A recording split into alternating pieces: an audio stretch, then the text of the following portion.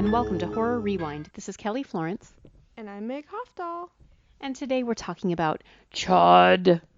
What does it stand for again? I wrote it down, I think.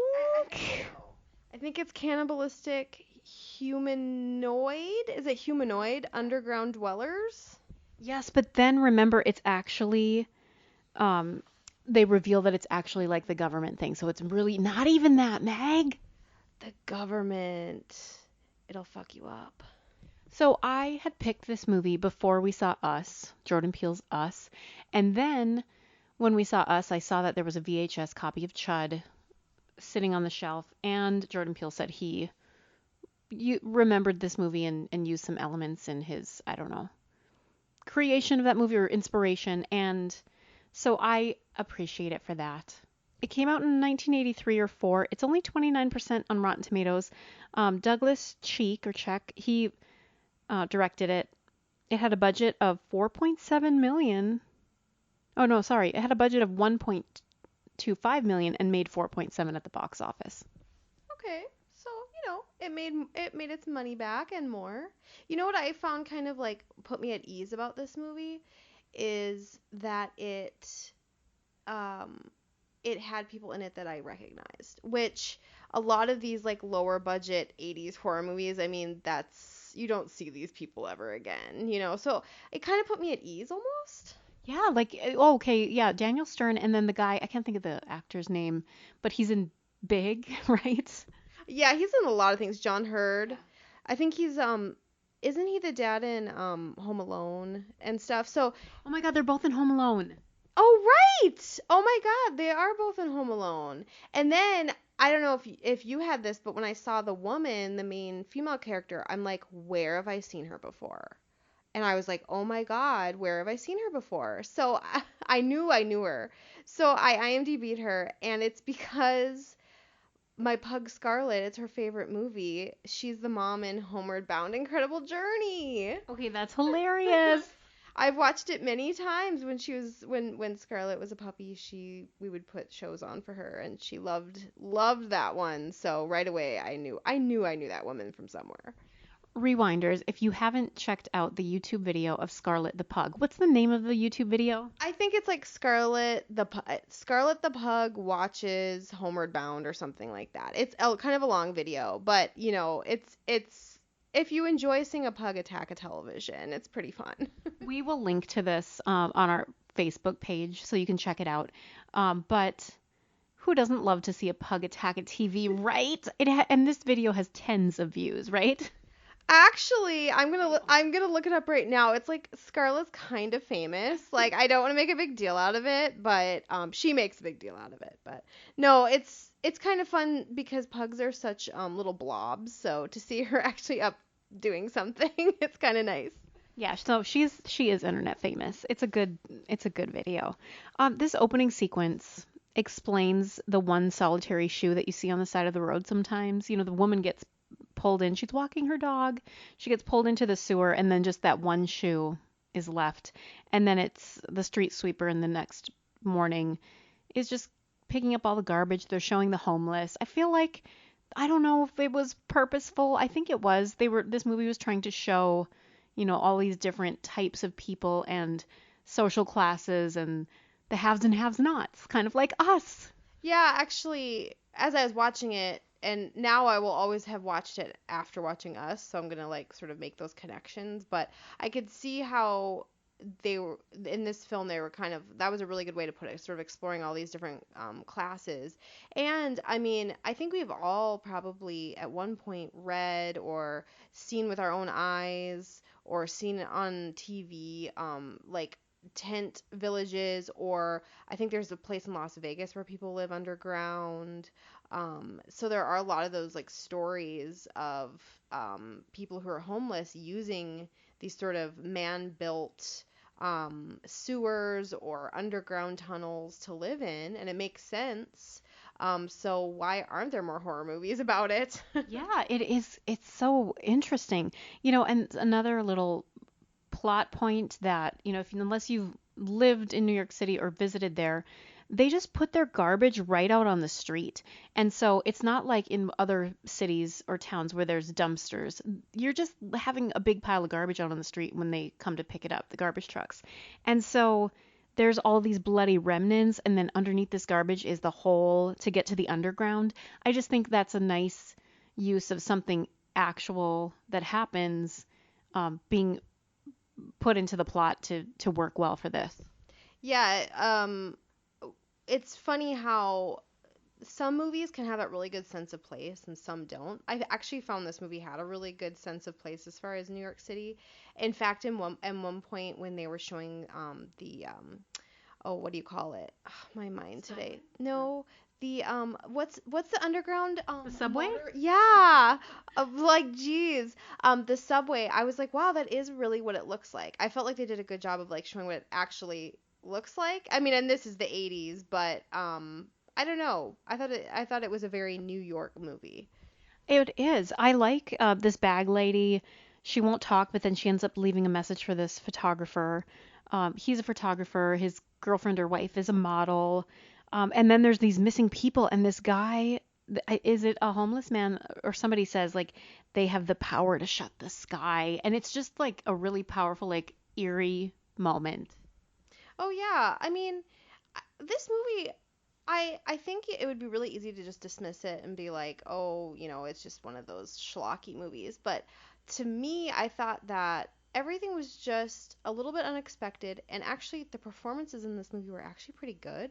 Like I actually kind of cared about the couple, and they're pregnant and they're going through that, and like I actually found them endearing, you know? Yes, and I thought their conversation for this movie in 1983, that was pretty progressive. He was saying like, "What do you want to do?" and it's your choice and everything.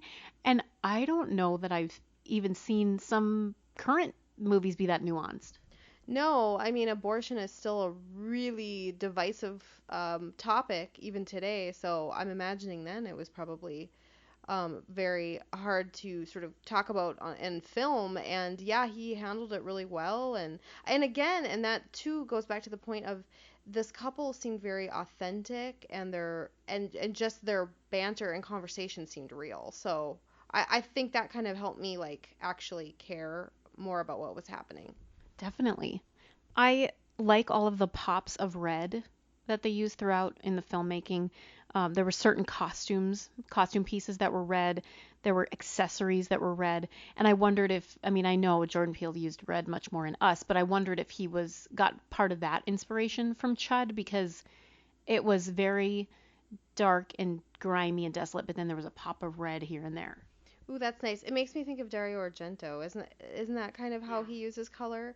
Um, Look at all the things we're learning by watching all these movies, or at least we are pretending that this is happening. I'm gonna say that Dario Argento, he influenced Chud, and then Chud influenced Jordan Peele, like you said. There we go. I think so too. We get to see this little girl and her grandpa. They're out and it's like they're kind of lost and it's so sad. And then the grandpa gets taken. That's a really scary scene. It is, and she's in the phone booth, right at the phone booth, and then the shot of her when she's just after like she just watched her grandpa be eaten by this creature, and she's just kind of like sitting there, like blink blink, and it was actually kind of creepy. Yeah, it was scary. Oh, you know who I would recast? Like if they were remaking Chud today, you know who I would cast in the Daniel Stern role? You know whose vibe I was getting from him? Mm-mm. Jake Johnson. Oh, I could see it. Yeah. Jake Johnson is our favorite. He played Nick on New Girl, and he's in Jurassic World, and he's in some other big movies. He's in the Spider-Verse, right? Oh yeah, he's like Peter Parker in Spider-Verse movie, and he's in the new Mummy movie, which we had on in spoiler alert, he died, so we stopped watching. It was really bad, and then we're like, well, we'll put it on the background because it has Jake Johnson in it, and then he died right away, and we're like, well, fuck Never that. mind. Never mind. Oh, that one guy who's tailing him, he's like super suave, like aviator sunglasses guy. I think he is wearing aviators. I don't remember, but in my memory he is. And then he swallows the quarter. Do you remember? Yeah, I like that maybe he didn't even have aviator glasses, but he just has he embodies that soul of somebody who would. You know, it's a nice scene when we are seeing it through the TV screen when they go down with the flamethrowers. Like we're seeing what the guys in the room are seeing because they're like, we're gonna go get, exterminate these chuds or whatever. And so we're seeing what they're seeing, and it's just like, even though the technology isn't advanced, it almost gives a sense of, I don't know, something newer, like live streaming it or something. Ooh, I like that. Very cool. And just the idea of just going down and into the deep dark dank with that, yeah. Speaking of this commentary on class, when the rich people go missing, then they get noticed, but all these homeless people go missing and nobody cares. And it's like, I mean, not to get too serious and real, but think about all the indigenous women who go missing, and then all of a sudden, if someone else goes missing, it's a bigger deal. And it's just already back then they were thinking about these issues. Thank you. Yeah, I mean, I've talked about it before, but it's like that concept of less dead, and who in our society do we care about and worry about and investigate with fervor when they die? And like Luke and I have a joke now, like when Dateline's on, we're like, oh my gosh, what pretty white lady died this week? Because every single Dateline episode, and then like now they're like, I think they heard it, and so now they'll have like a woman of color, but she's still like suburban or rich or something like that, you know? So it's like they can't quite get there yet. Maybe they will someday, but unfortunately, we as a society don't seem to care about when homeless people are murdered. Yeah, isn't that fascinating? Oh, I love the sequence of, and just in old movies in general, or movies in general, how they end up having to develop film in a dark room. And it didn't happen in this plot, but I love when things get revealed later during developing as they're like drawing the picture and it's like coming to, because like now you can just look through your digital camera, but back then you had to wait for the image to appear. That's so good for horror. It is so good. Oh, the things we miss now. I think moving forward when we're writing something, maybe everything should just be retro so we can have those great moments. Yes, or they're just like an old school, like I'm gonna use film in my photography, you know? Yeah, we're just gonna have hipsters be our main characters.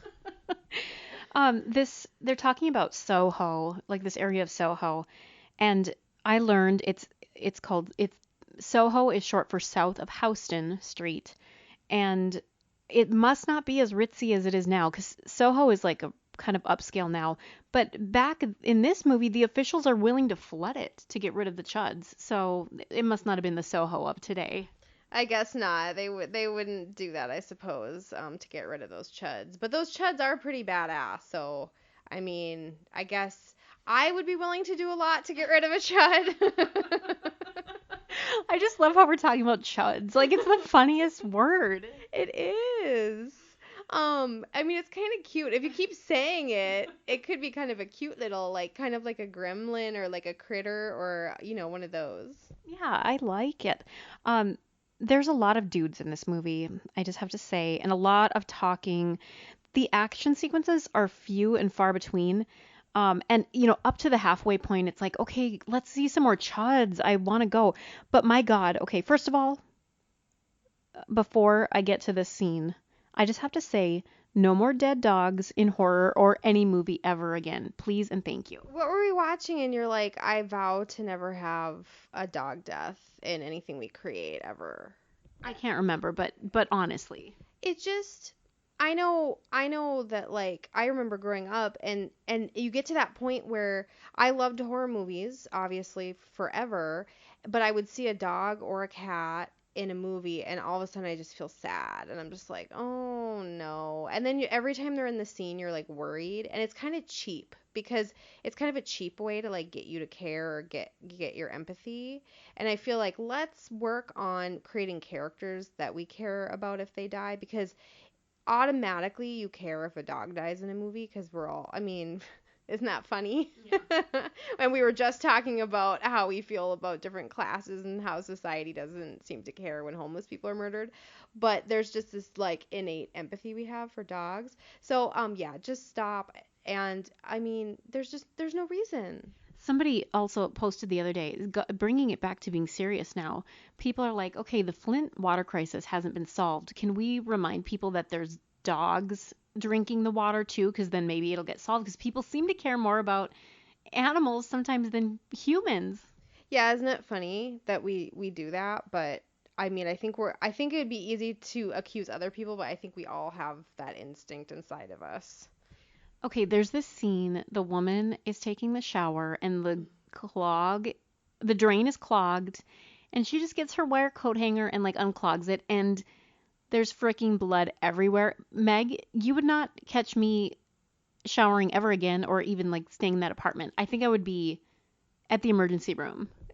Yeah, she like pulls it out. I know. Well, even she clearly is more calm than either of us because after the dog incident, when she finds the dog, she like calls up. She's like, "Yeah, there's like a dead dog downstairs, and I want somebody to come investigate it." I would be like fucking screaming, and then that too. She took that rather well. Oh God, it's so gross. And then I love this because I didn't really know. I guess we didn't know up until this point, but these people are turning into chuds because of all this radiation or whatever. And so I love that it's the people getting taken and then they're being taken by more chuds and they're creating more chuds. And the special effects or however they did them, I didn't even mind. The sword coming in, the woman like being strong and not like getting taken by a chud right away and dying, and we just see these men solve everything. Like it had some good things. It did have some good things. I like the chud, the actual chud creature things. I think they're fun, and I love a good creature. And when the one was decapitated, that was cool. I like made a noise. I'm like, oh. Ah." So I mean, listen. Oh, and I mean, from Phantasm, I love a good blood that's not red. Yeah. I mean, isn't that fun? So I think it's fun, and I definitely can see how Jordan Peele used some influences from it for us, definitely. It's funny because I have heard of Chud, of course, and I mean I remember the VHS cover, but this was one I never picked up either. And I'm always curious. It's like what would I have thought about this movie, if it had been one of those in my rotation as a kid? And I don't know. But coming to it now later in life, I I appreciate it for what it is. I think it was fun. I think it was it has a great premise, and they're trapped underground and the government's like we're going to flood this thing or whatever they're doing. That's that, like obviously the EPA is not involved. Well, yeah, and I think it would be kind of interesting. I am not a historian, but it would be interesting to know exactly politically and like what was going on in the world at the time. There are these times in like art kind of art always obviously reflects kind of like what's happening in the world. So it'd be interesting to see like why were they exploring this radiation and what it was doing to people. I think there are some incidents in the mid to late 80s, early 80s that probably spoke to the creators of Chud, and there was probably some true things that they took, for the movie. So I don't know. It'd be kind of interesting to know why. I remember like this like Silkwood was around this time, and like people were paranoid about radiation. I mean, maybe it's because it was during the Cold War and we were talking about nuclear weapons. And then just the other day we saw a preview for like some new show about basically like radiation showers every week. I don't know. Yeah, well, I mean, not to get deep here, but like when Mary Shelley wrote Frankenstein, it was about that sort of fear of science and like um because we can do things, should we? And the ability to do these things, they go faster than our ability to figure out how to sort of regulate our emotions and our well, like something as simple as they just signed the bill into law now that if you are literally holding your phone in a moving vehicle as the driver, now you're going to get here in Minnesota you're going to get a ticket. So, but it's like one of those things where technology kind of went ahead of what we knew how we knew how to be in the world, and so it's like radiation and nuclear weapons and all that. I think these films and horror has always been a really good way to explore like what the dark side of those things are. I don't know. It is fascinating. And you were speaking of Frankenstein. It reminded me of the article we just read about the world's first head transplant was supposed to take place, but the guy who volunteered to get his head transplanted onto a new body said, "Guess what? I found love and I have a baby now and I don't need a new body anymore." So, there's going to be a head transplant someday, Meg. I know. I mean, it's always like things go so fast. It's like we're living in this like science fiction world. Sometimes I'm like, well, like I named my Roomba Rod Serling after Twilight Zone because to me, a vacuum that cleans your house for you, that is from the Twilight Zone, and I'm living in the future, you know? Yes, the future is now. We might not have like, well, I think we do have hoverboards. I mean, those like what are they? They're not segways. What are those things called? Are they called hoverboards? I don't know. Is this a, yeah, I think it's a thing. I think that a hoverboard exists. I mean, people, it's the future is now. Okay, let's rank Chud on a scale of 0 to 10. 0 being you hated it, 10 being you think it's a perfect movie. Pick our scale. How about bloody um shower what do you call that thing? I can't think A of the words. drain? A drain plug? Yeah, drain plug. Yeah, a bloody drain plug. Ooh, how many do you give Chud? I'm gonna give it 5. I think that it's better than a lot of schlocky 80s horror movies with low budgets. It actually has some shining moments in it, but at the same time, I don't know what the rewatch level is on it. I don't think I'm going to be sitting down and watching it anytime soon again. But it does have stronger performances than a lot of movies that I've been watching lately from that era. I'm gonna give it 7 bloody drain plugs. Ooh, I just hate saying it. I enjoyed it. I thought it was better than I thought it was gonna be, and I don't know. It spoke to me in that moment in time when I watched it. So thank you, Jordan Peele, for the inspiration for us to watch it. Thank you, Jordan Peele. You just make life better every day. Oh, and my gosh, and we were rewatching, like Key and Peele was like marathoning on Comedy Central the other night. Every sketch of theirs is beyond brilliant and layered and hilarious. So if you haven't watched any Key and Peele sketches, like what are you doing? You have to get on it. Like they make me cry almost to like peeing my pants level. So funny. And he's a master of horror. So what else? What else can he do? Probably everything. He's probably really good at drawing too. You know, he's probably one of those people. Jeez. I know, I'm just jealous because I can't draw for my life. I should post a picture of my drawing someday. I think I've already told the story, but Meg was like, "Oh, you should just draw if you want to draw fan art." And I'm like, "Okay, I'm going to draw you a picture right now." And she's like, "Okay, never mind," because it was bad. I'm sorry, and I say that from a place I am really bad. So just know I'm right there with you. Maybe we can we'll each draw a piece of fan art for Chud and then we'll have people vote on whose is better. And guess whose is whose. Yeah, we won't tell people whose is whose. Oh boy. Okay, rewinders. Until next time, maybe just be careful in the underground. If you're going down there and there's some chuds or something. If your local neighborhood Blockbuster looks like you have to like go down some weird dark tunnel, don't do it. Yeah. Until next time, we'll see you in the horror section. Bye.